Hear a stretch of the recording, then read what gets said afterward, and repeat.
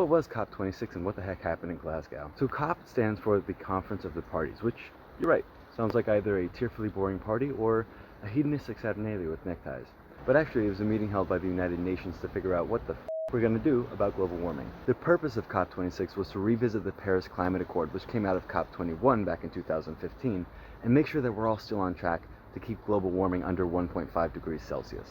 We're not. So, how did world leaders solve climate change at COP26? They did not.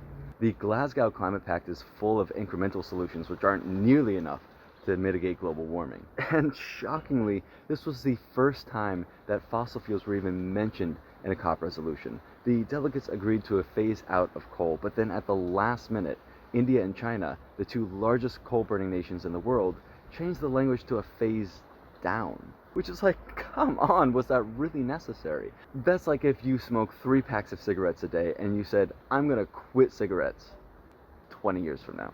But then your buddies, India and China, were like, nah, but definitely smoke fewer by then. The protesters were the real stars of COP26. It seems like we've hit a critical mass where the voice of the public is overwhelmingly pro-climate action. People are finally starting to demand bold steps from our leaders, and the great news is that the public pressure is actually working.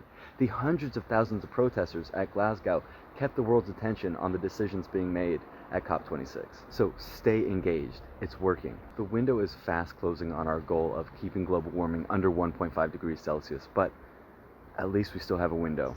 If we can take strong action within the next few years, we can achieve a stable climate, but really, we only have the next few years. So what can you do? Our individual contributions add up, but they're dwarfed in comparison to the actions of businesses and governments. We need to join together for collective action. We need to elect leaders who are pro-climate action and hard on fossil fuels. We need to hold businesses accountable for cutting emissions where they can and offsetting the emissions that they can't avoid. And if you want to do something about your emissions, the best thing to do is to invest back in nature through carbon offsets. Visit our website and figure out what you can do to set an example for our leaders to follow.